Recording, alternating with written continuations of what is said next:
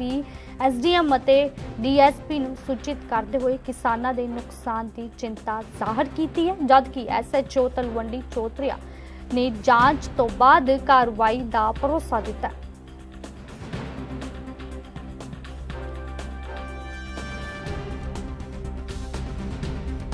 मेरा नाम प्रभदयाल सिंह, प्रधान रोड किसान संघर्ष कमेटी कपूरथला। काफ़ी दिन तो ਜਿਹੜੇ ਲੋਕ ਆ ਮੇਰੇ ਤੱਕ ਇਹ ਸ਼ਿਕਾਇਤ ਕਰ ਰਹੇ ਸੀ ਕਿ ਪ੍ਰਧਾਨ ਜੀ ਇਹ ਸਾਡੀ ਜਿਹੜੀ ਆ ਨੈਸ਼ਨਲ ਹਾਈਵੇ ਜਿਹੜੀ ਬਣਦੀ ਹੈ ਇਹਦੀ ਜਿਹੜੀ ਲੋਕੇਸ਼ਨ ਦੇ ਵਿੱਚੋਂ ਜਿਹੜਾ ਮਾਈਨਿੰਗ ਮਾਫੀਆ ਉਹ ਰੇਤੋਂ ਕੱਢ ਕੇ ਰਾਤ ਨੂੰ 11 ਵਜੇ ਟਿੱਪਰ ਆਉਂਦੇ ਆ, ਸਵੇਰੇ 3 ਵਜੇ ਤੱਕ ਉਹ ਆਪਣੀ ਰੇਤ ਕੱਢ ਕੇ ਲੈ ਕੇ ਜਾ ਰਹੇ ਆ। ਜਦੋਂ ਮੈਨੂੰ ਇਹ ਪਤਾ ਲੱਗਾ ਤਾਂ ਮੈਂ ਤੁਰੰਤ ਆ ਕੇ ਇਹਨੂੰ ਮੌਕਾ ਦੇਖਿਆ। ਮੌਕਾ ਦੇਖਣ ਤੋਂ ਬਾਅਦ ਮੈਂ ਉਸੇ ਵਕਤ ਐਸਡੀਐਮ ਸਾਹਿਬ ਦੇ ਧਿਆਨ 'ਚ ਗੱਲ ਲਿਆਂਦੀ। ਐਸਡੀਐਮ ਸਾਹਿਬ ਦੇ ਧਿਆਨ 'ਚ ਲਿਆਉਣ ਤੋਂ ਬਾਅਦ ਮੈਂ ਡਿਪਟੀ ਸਾਹਿਬ ਦੇ ਧਿਆਨ 'ਚ ਲਿਆਂਦੀ। ਡਿਪਟੀ ਸਾਹਿਬ ਦੇ ਧਿਆਨ 'ਚ ਲਿਆਉਣ ਤੋਂ ਬਾਅਦ ਉਸ ਤੋਂ ਬਾਅਦ ਮੈਂ ਐਸਐਚਓ ਸਾਹਿਬ ਦੇ ਧਿਆਨ 'ਚ ਲਿਆਂਦੀ। ਉਹਨਾਂ ਨੇ ਆਸ਼ਵਾਸਨ ਦਿੱਤਾ ਕਿ ਇਹ ਅੱਜ ਹੋ ਗਿਆ, ਇਸ ਤੋਂ ਅੱਗੇ ਨਹੀਂ ਹੋਊਗਾ। ਨੁਕਸਾਨ ਕੀ ਹੋ ਰਿਹਾ ਹੈ? ਨੁਕਸਾਨ ਸਾਡਾ ਇਹ ਹੋ ਰਿਹਾ ਜੀ ਕਿ ਜਿਹੜੀਆਂ ਸਾਡੀਆਂ ਅੰਡਰਗਰਾਊਂਡ ਪਾਈਪਲਾਈਨਾਂ ਸਰਕਾਰ ਵੱਲੋਂ ਜਿਹੜੀਆਂ ਸਾਡੀਆਂ ਜ਼ਮੀਨਾਂ 2 ਫੜ ਹੋ ਗਈਆਂ, ਉਹਨਾਂ ਨੂੰ ਪਾਣੀ ਲਿਜਾਣ ਵਾਸਤੇ ਅੰਡਰਗਰਾਊਂਡ ਪਾਈਪਲਾਈਨਾਂ ਪਈਆਂ ਹੋਈਆਂ, ਜਿਹਦੀ ਕਿ ਇੱਕ ਪਾਈਪਲਾਈਨ ਦੀ ਕਾਸਟ ਜਿਹੜੀ ਆ 1,17,000 ਰੁਪਇਆ। ਔਰ ਹੁਣ ਦੇਖੋ ਕਿੱਡੀਆਂ ਮਿੱਟੀ ਦੀਆਂ ਉੱਚੀ ਮਿੱਟੀ ਪੈ ਗਈ। ਅਗਰ ਇੱਕ ਪਾਈਪਲਾਈਨ ਸਾਨੂੰ ਦੁਬਾਰਾ ਵਿਛਾਉਣੀ ਪੈ ਗਈ ਤੇ ਇਹ ਸਾਡੀ ਕੋਈ 5 ਲੱਖ ਦੇ ਵਿੱਚ ਵੀ ਨਹੀਂ ਵਿਛਾ ਹੋਣੀ। ਇਹ ਲਗਾਤਾਰ ਪਾਈਪਲਾਈਨਾਂ ਟੁੱਟ ਰਹੀਆਂ, ਉਹਨਾਂ ਦਾ ਕਰਕੇ ਜਿਹੜਾ ਕਿਸਾਨਾਂ ਦੇ ਵਿੱਚ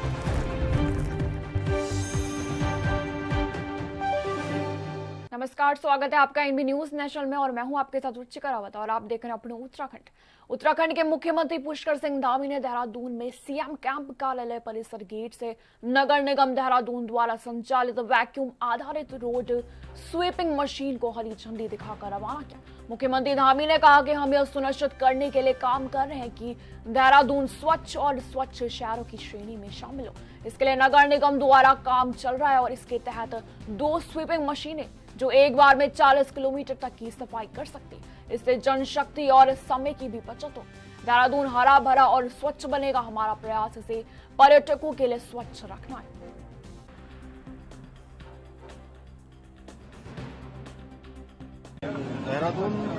देहरादून नगर निगम का पूरा क्षेत्र, देहरादून महानगर साफ और स्वच्छ शहरों की श्रेणी में देश के प्रमुख शहरों में आए, इसके लिए हम संकल्पबद्ध होकर काम कर रहे हैं। हमारे मेयर सौरभ सुखदयाल के नेतृत्व में पूरा नगर निगम के अंदर अनेक प्रकार के अभियान चलाए जा रहे हैं और उसी अभियान के अंतर्गत 2 स्वीपिंग मशीनें, रोड स्वीपिंग मशीनें जो एक बार में 40 किलोमीटर तक की ऐसे सफाई कर सकती हैं। इसमें कूड़ा है, अन्य प्रकार का वेस्ट है, वो साफ हो जाएगा और इससे मैन पावर भी बढ़ेगी, बचेगी, समय की भी बचत होगी और देहरादून को क्लीन देहरादून और ग्रीन देहरादून बनाने में बहुत बड़ा योगदान होगा। ऐसे अन्य अभियानों को भी हम लगातार बढ़ावा दे रहे हैं। शहर के अंदर नए पार्कों का भी निर्माण हो रहा है, नए स्थान भी बनाए जा रहे हैं। स्मार्ट सिटी के रूप में देहरादून में पॉल्यूशन कम हो। ये नाइट शिफ्ट में काम करेंगी, देहरादून के प्रमुख चौक चौराहों पर काम करेंगी, घंटाघर से लेकर और ISBT, विश्वनाथ पुल, चौराता रोड, मसूरी रोड, इन जगहों पे रहेंगी और निश्चित तौर पे देहरादून शहर को साफ सफाई का माहौल मिलेगा। अब इसमें क्या है कि आप हमारे बहुत लंबे समय से डिमांड रही है कि नाइट शिफ्ट लगनी चाहिए, तो नाइट शिफ्ट कर्मचारी भी लगनी चाहिए। तो नाइट शिफ्ट में अभी हमारी गाड़ियां काम करेंगी तो निश्चित तौर पे एक तो हमारे कर्मचारियों की संख्या उसमें थोड़ा सा कम लगेगी, तो उससे हमारे जो अन्य आउटर क्षेत्र हैं जहाँ पर कि हमको कर्मचारियों की संख्या की आवश्यकता होती है वहाँ पर वो कर्मचारी लग सकेंगे। तो इस कई प्रकार से हमें फायदा है और साफ और स्वच्छता तो रहेगी। वही इस वक्त प्रदेश भर में पेपर लीक को लेकर युवाओं का प्रदर्शन जारी है। विपक्ष भी इस प्रदर्शन में युवाओं का साथ दे रहा है। आपको बता दें, पूरे मामले पर मुख्यमंत्री पुष्कर सिंह धामी ने युवाओं के प्रदर्शन को लेकर कहा है कि युवाओं का नेतृत्व ऐसे लोग करें जिन्होंने कोई रोजगार की परीक्षा नहीं दी, जो सिर्फ राजनीति कर रहे हैं और युवाओं को बरगला रहे हैं। युवाओं के हित में राज्य सरकार ने बहुत फैसले लिए। 25,000 से ज्यादा युवाओं को रोजगार दिया गया है। नकल माफिया को जेल में पहुंचने का काम किया गया। इसी के साथ सीएम धामी ने कहा है कि एक मामला जो सामने है उसकी जांच के लिए SIT का गठन भी किया गया। हाई कोर्ट ने सेवानिवृत्त जज की सुपरविजन में भी इसकी जांच हो। वही प्रदेश में किसी के पास भी अगर इससे संबंधित कोई जानकारी है, नल से संबंधित अगर कोई भी तथ्य है या फिर पेपर लीक से संबंधित कोई भी जानकारी है तो वह SIT टीम से संपर्क कर सकता है।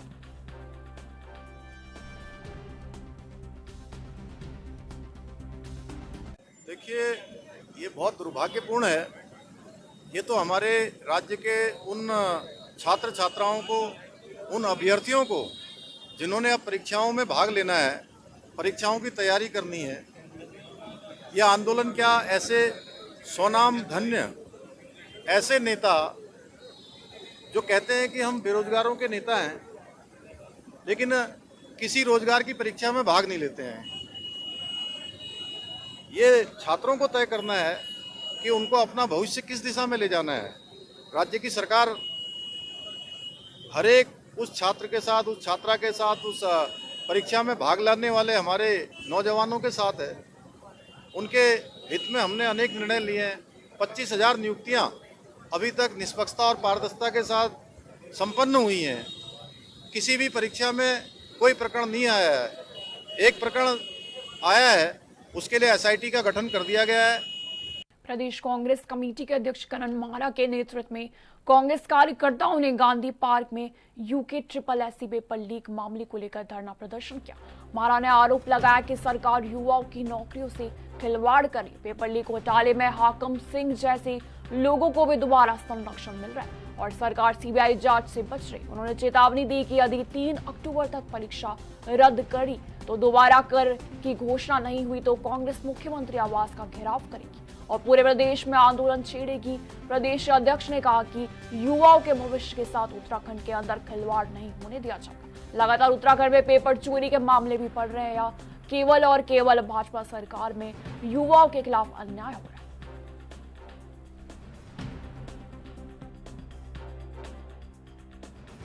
बयान आया कि पेपर आउट हुआ है लेकिन रिजल्ट अंदर नहीं गया। देखिए, कोई आउट हुआ कह रहा है, कोई कह रहा है नकल, कोई कह रहा है भर्ती, कोई कुछ।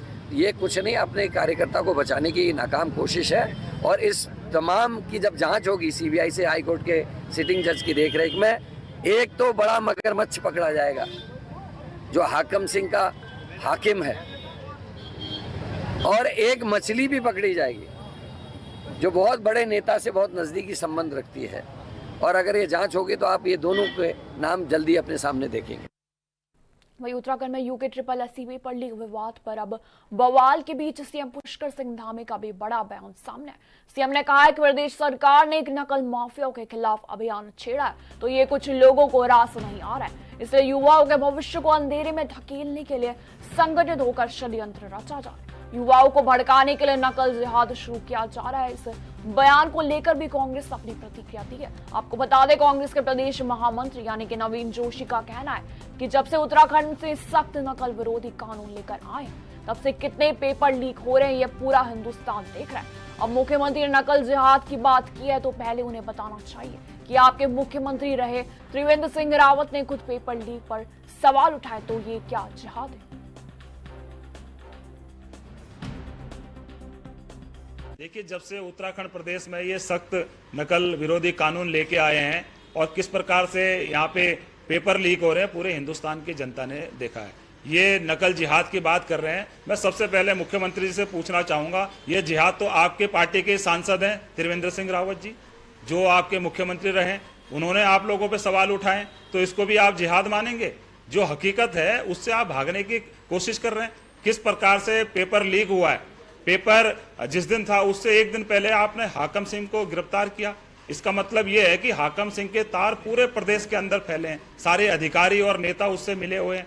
और जिस दिन पेपर होता है आधे घंटे के अंदर पेपर बाहर आ जाता है। आप कहते हैं सिर्फ 3 उसमें से पर्चे बाहर आए हैं, तो ये तो पेपर लीक है। तो भारतीय जनता पार्टी नकल को रोकने में पूरी तरह से नाकाम साबित हुई है और जिसका जीता जागता उदाहरण है कि इनके पूर्व मुख्यमंत्री और वर्तमान सांसद त्रिवेंद्र सिंह रावत जी ने भी इसकी पुष्टि की है। और भारतीय जनता पार्टी नकल को रोकने में पूरी तरह से नाकाम साबित हुई है और पूरे प्रदेश के युवाओं का भविष्य इन्होंने अंधकार में। कार्यकर्ताओं से मुलाकात की और केंद्र सरकार द्वारा जीएसटी को लेकर ऐतिहासिक निर्णय का स्वागत किया। उन्होंने कहा कि प्रधानमंत्री मोदी सरकार के नेतृत्व में जीएसटी में रियायत में देने का ऐतिहासिक फैसला है, जिससे भारतीय उत्पादकों के उद्योगों को बढ़ावा मिलेगा, साथ ही आम जनता को इस जीएसटी का सीधा लाभ मिलेगा। विभिन्न वस्तुओं में जीएसटी की दरों को काम किया जाना चाहिए और सरकार की जनता के प्रति एक सशक्त उदाहरण है। इसका लाभ आने वाले समय में देश की जनता को मिलेगा, वहीं लोकल टू वोकल उत्पादों को भी बढ़ावा मिलेगा।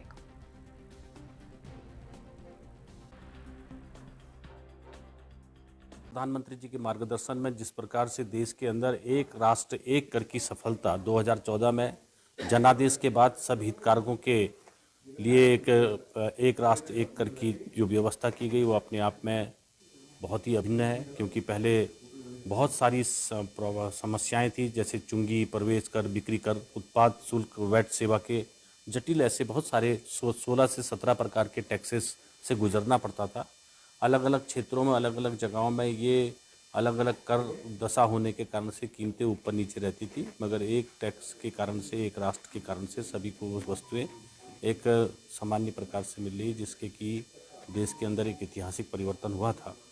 और अभी माननीय प्रधानमंत्री जी के माध्यम से जो हमने जीएसटी के अंदर जो नए रिफॉर्म 22 सितंबर 2025 से लागू किए, अब मुख्य रूप से 2 कर स्लैब रह गए जो 5% और 18% थे, अब 12% स्लैब में जो 5% के उसमें आ रहे हैं, और जिसमें अधिकांश रोज़मर्रा की चीज़ें अपने आप में उसका बहुत बड़ा लाभ हमारे लोगों को मिले। वहीं 55 करोड़ की लागत से गदरपुर मटकोटा मार्ग का मुख्यमंत्री पुष्कर सिंह धामी ने वर्चुअल माध्यम से शिलान्यास किया। दिनेशपुर नगर पंचायत प्रांगण में वर्चुअल वीडियो कॉन्फ्रेंस के माध्यम से नैनीताल उधम सिंह नगर लोकसभा सीट के सांसद अजय भट्ट की उपस्थिति में सड़क का शिलान्यास किया गया। आपको बताते चले कि गदरपुर मटकोटा मार्ग कई वर्षों से खस्ता हाल है। इस मार्ग को बनाने के लिए कई बार नेताओं द्वारा नारियल फोड़कर उद्घाटन किया गया। इसके बावजूद भी यहाँ सड़क राजनीति की भेंट चढ़ सड़क का निर्माण नहीं हो पाया। आज सड़क का निर्माण का कार्य विभागीय अधिकारियों एवं ठेकेदार की मौजूदगी में मुख्यमंत्री पुष्कर सिंह धामी ने शिलान्यास किया।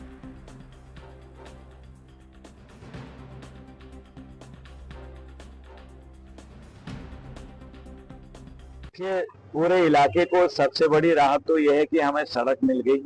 जो लोग हमको छोड़ के गए, जिनकी मौत हुई, उनका हम सबको बहुत कष्ट है, दुख है और प्रभु से प्रार्थना करते हैं उनको शांति मिले। और एक्सीडेंटल नियमों के आधार पर जो अनुमान्य धनराशि उस समय होती थी, अगर क्लेम किया होगा तो जरूर कुछ न कुछ मिला होगा। और वैसे भी और बार उद्घाटन होने का क्या मतलब है, जब यहाँ पर आपके पूरे डीएम रहेंगे, डीएम के प्रतिनिधि एसडीएम आ गए हैं और आपके इंजीनियर आ गए हैं, आपके ठेकेदार हैं, तो उद्घाटन तो वही होगा नवरात्रि में। और पहले कब उद्घाटन हुआ, मैं तो नहीं समझता कभी पहले उद्घाटन हुआ है। नहीं, वो स्थानीय विधायक जी ने कर दिया होगा, कोई ऐसी बात नहीं। नारियल फोड़ने से कुछ नहीं होता है। हमारे ही हुए विधायक भी तो, वो भी बेचारे कह रहे थे करो करो इसको करके, उनको भी पता था भाई साहब ये है। मैंने किया तो विधायक जी ने किया, विधायक जी ने किया तो मैंने किया, मैंने किया तो शिव जी ने करा, शिव जी ने किया तो हमने, हम अलग थोड़ी हैं, एक ही तो है। अब उस दिन उन्होंने नारियल फोड़ के। वहीं उत्तराखंड में शहीद सम्मान यात्रा 2.0 का आयोजन शुरू हो गया, जो 4 अक्टूबर तक चलेगा। आपके बता दें कि मुख्यमंत्री पुष्कर सिंह धामी ने शहीद नायक नरेश कुमार के घर से यात्रा की शुरुआत की, जबकि कोटद्वार में विधानसभा अध्यक्ष ऋतु भूषण खंडूरी ने इसको हरी झंडी देकर रवाना किया। यह यात्रा शहीदों के आंगन की मिट्टी एकत्र कर उसे देहरादून में शौर्य स्थल चीड़बाड़ लेकर जाएगी। इसी के साथ 4 अक्टूबर को शौर्य स्थल चीड़बाग से शहीद यात्रा रथ लैंसडाउन के लिए रवाना होगी। इससे पहले भी मुख्यमंत्री पुष्कर सिंह धामी शामिल होंगे।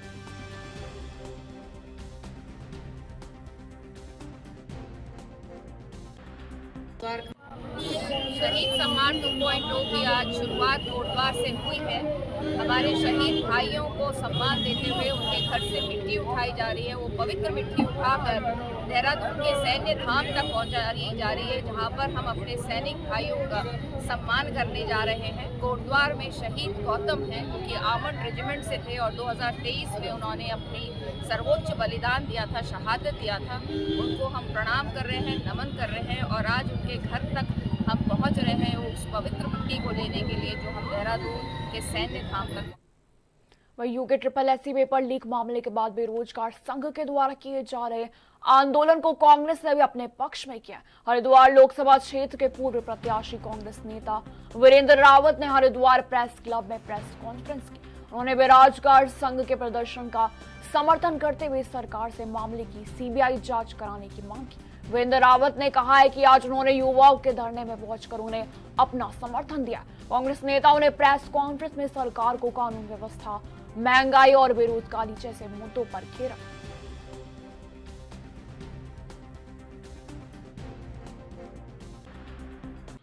बेरोजगार संघ बहुत सही आवाज उठा रहे हैं। उनका कहना है जब पेपर लीक आउट हो गया, अब इसको पेपर को रद्द कर दीजिए। लेकिन सचिव महोदय कह रहे हैं बार बार कि पेपर लीक नहीं हुआ है। तो पहले तो ये सरकार तय करे, ये बताए कि पेपर लीक हुआ है या नहीं हुआ है। जो 3 पेपर एग्ज़ाम देने से पहले 3 पन्ने बाहर आए, वो क्या थे? देखिए, हमारी मांग है और बेरोजगार संघ की मांग है कि सीबीआई जांच होनी चाहिए। तो सीबीआई जांच में इनको क्या समस्या है? मैं आज खुद उनके धरना स्थल पर गया और उनको समर्थन देने का, अपने कांग्रेस के साथियों के साथ गया और उनको समर्थन देने का काम किया।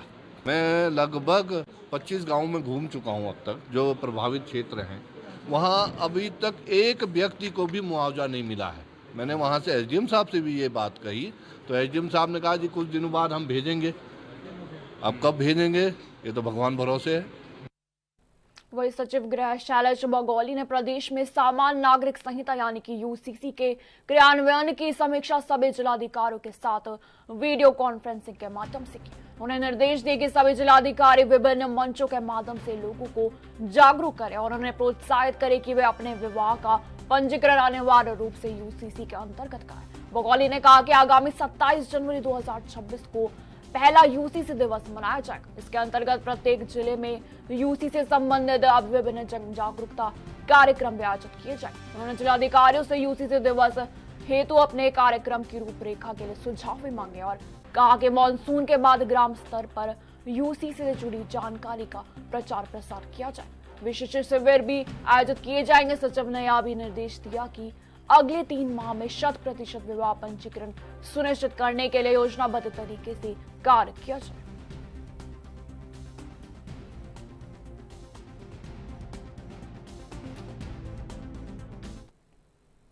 भाजपा के राष्ट्रीय सह संगठन महामंत्री शिव प्रकाश आज अल्मोड़ा पहुंचे, जहां उदय शंकर नाट्य अकादमी में आयोजित राष्ट्र नवसंरचना सम्मेलन में उन्होंने शिरकत की। भाजपा संगठन और पदाधिकारियों ने उनका भव्य स्वागत किया। इस अवसर पर केंद्रीय राज्य मंत्री अजय टम्टा और विधायकों के साथ साथ कुमाऊं और गढ़वाल के राजवंशज भी मौजूद थे। आपको बता दें, शिव प्रकाश ने बताया कि वह पंडित दीनदयाल उपाध्याय जी की जयंती के अवसर पर अल्मोड़ा आए हुए। उन्होंने कहा कि यह मानव गोष्ठी का आयोजन किया जा रहा है, जिसमें दुनिया की अर्थव्यवस्थाओं पर चर्चा की जा रही है। उन्होंने इस चर्चा को विश्व के लिए एक नया विकल्प बताया। दीनदयाल उपाध्याय जी की जयंती के शुभ अवसर पर हमारे यहाँ के अल्मोड़ा के कार्यकर्ताओं के द्वारा एकात्म मानव दर्शन के ऊपर आयोजित इस गोष्ठी के अंदर मैं उपस्थित हुआ हूँ। इस अवसर पर मेरी सभी को शुभकामनाएं। और ये गोष्ठी दुनिया भर के अंदर जितनी भी अर्थव्यवस्थाएं हैं उनके संबंध में एक नया विकल्प देने के लिए की जा रही है। नवरचना का प्रयोग इसके माध्यम से प्रारंभ होगा। मेरी फिर से सबको शुभकामनाएं। राष्ट्रीय अध्यक्ष को लेकर जो काफी बातें आ रही है सर, प्लीज। वहीं कैची धाम में हर दिन श्रद्धालु की संख्या लगातार बढ़ती जा रही है। इस ऐसे में कैची धाम की धारण क्षमता तय की जा रही है। आपको बता दें, प्रदेश के पर्यटन सचिव धीराज सिंह गर्ब्याल ने कैची धाम में तीर्थ यात्रियों की सुविधा और सरकार की ओर से आगामी दिनों में किए जा रहे पहल की जानकारी दी। उन्होंने कहा कि कैची धाम में निर्माणाधीन मल्टी स्टोरी पार्किंग का काम भी जारी है। उन्होंने बताया कि 600 वाहनों की क्षमता वाली पार्किंग तेजी से बन रही। इसके तैयार होने के बाद श्रद्धालुओं का आवागमन और सुगम होगा। पर्यटन सचिव ने कहा कि बाईपास सड़क निर्माण को भी वन विभाग से एनओसी मिल गई और काम शुरू हो चुका।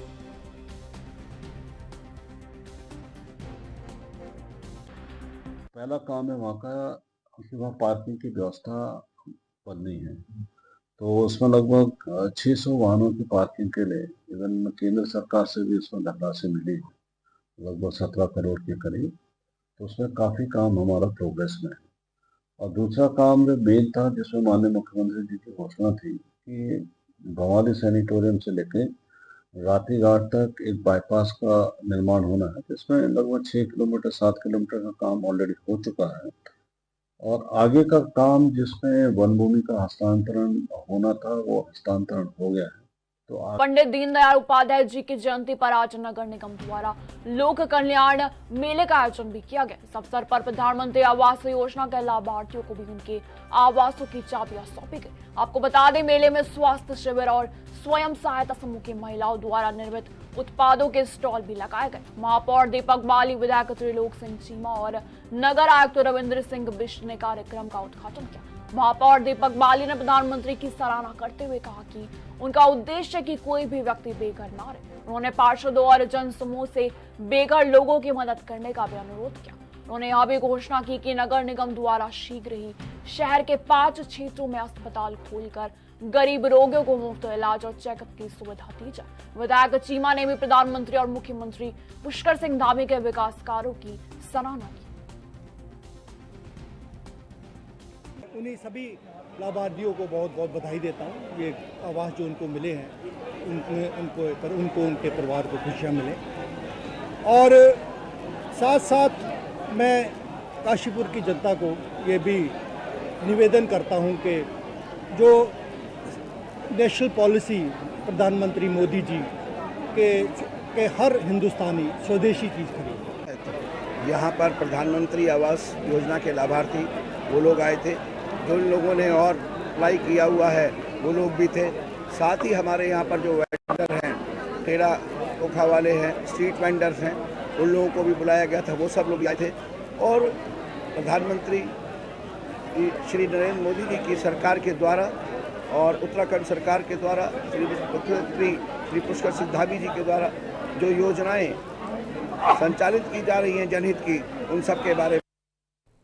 वही आज जसपुर एसडीएम कार्यालय में तहसील बाजपुर निवासी ओम प्रकाश वर्मा और उनकी पत्नी ने मुख्यमंत्री उत्तराखंड के नाम एक ज्ञापन सौंपा। आपको बता दें, ओम प्रकाश वर्मा पिछले 6 वर्षों से अपने गले में जूते चप्पलों की माला पहनकर बेटी बचाओ बेटी पढ़ाओ के नारे को सफल बनाने और सरकारों व समाज को जगाने का कार्य करे। दंपति ने मीडिया से बातचीत करते हुए कहा कि उन्होंने अब माला देश की राजनीति, शासन, प्रशासन और न्यायपालिका में व्याप्त दलालों, भ्रष्टाचारियों, गुंडों, हत्यारों, सांप्रदायिक ताकतों से मुक्ति पाकर अपराध मुक्त राष्ट्र का निर्माण करने के लिए पहनी है। उन्होंने आरोप लगाया कि यह कदम अन्याय, अत्याचार और शोषण की शिकार आम जनता की सेवा करने और देश की बहन बेटियों की इज्जत व जान माल की सुरक्षा के लिए उठाया गया। उन्होंने हाल ही में जसपुर के ग्राम अमियावाला में भी हुई जघन्य घटना का उल्लेख किया और सवाल किया कि क्या केवल अपराधी को जेल भेजने से पीड़ित परिवार को न्याय मिल पाएगा। दंपति ने कहा कि वह इस अभियान को पहले उधम सिंह नगर में और फिर धीरे धीरे पूरे देश में चलाकर अधिकारियों और सरकार को जगाएंगे। उन्होंने शांतिपूर्ण तरीके से बुराई भगाने का सबसे सस्ता व कारगर हथियार यानी कि जूता बताया और कहा कि अब कोई दूसरा रास्ता नहीं बचा।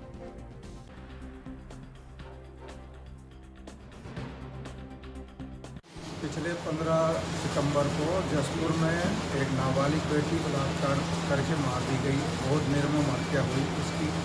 और मैं पिछले 8 साल से बेटी बचाओ बेटी पढ़ाओ अभियान को मैं समर्थन कर रहा हूँ और जगह जगह सरकार को, समाज को जगाने के लिए मैंने सेवा भाव में संकल्प लिया हुआ है 10 जून 2018 को कि हमारे देश में जब तक बेटियां सुरक्षित नहीं होंगी, मैं उनके जूतों का हार बनाकर अपने गले में पहन रखा और मैं जगह जगह सरकार को, समाज को जगाने के लिए बाजपुर से शुरू है, पूरा देश में ही चल रही है आंदोलन। और हमारी बेटियां जब तक सुरक्षित नहीं होंगे हम तब तक बैठेंगे नहीं। इनको जल्द से जल्द इंसाफ मिलना चाहिए। हम सरकार से यही गुजारिश करना चाहते हैं। रोज क्यों पढ़ा रहे हैं, बिटिया पढ़ेंगी तभी बचेंगी, बचेंगी कैसे, उनकी रक्षा करनी चाहिए। प्रधानमंत्री से यही बात।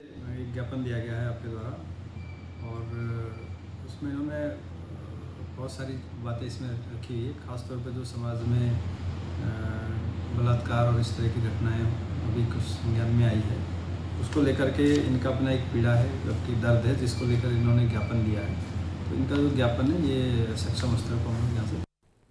फिलहाल इस बुलेटिन में मेरे साथ इतना ही। दीजिए जाने की इजाजत।